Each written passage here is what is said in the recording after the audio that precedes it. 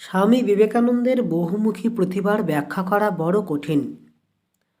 আমার সময়ের ছাত্র সমাজ স্বামীজির রচনা ও বক্তৃতার দ্বারা যেরূপ প্রভাবিত হইয়াছিল, সেরূপ আর কাহারও দ্বারা হয় নাই। এ কথা বলছেন স্বয়ং সুভাষচন্দ্র। তিনি স্বামীজি সম্বন্ধে আবার বলছেন, তিনি যেন সম্পূর্ণভাবে তাহাদের আশা ও আকাঙ্ক্ষাকে ব্যক্ত করিয়াছিলেন। শ্রী শ্রী রামকৃষ্ণ দেবের সহিত একযোগে না দেখিলে স্বামীজিকে যথার্থভাবে বিচার করা যাইবে না। স্বামীজির বাণীর মধ্যে দিয়াই বর্তমান মুক্তি আন্দোলনের ভিত্তি গঠিত হইয়াছে।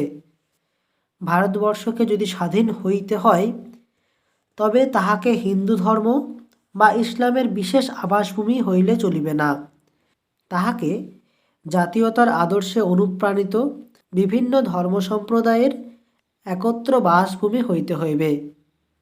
রামকৃষ্ণ বিবেকানন্দের যে বাণী ধর্ম সমন্বয়, তাহা ভারতবাসীকে সর্বান্তঃকরণে গ্রহণ করিতে হইবে। স্বামীজি দুইটি জিনিসের ওপর জোর দিতেন: ত্যাগ ও চরিত্র গঠন। ত্যাগ ব্যতীত কোনো উপলব্ধিই সম্ভব নয়।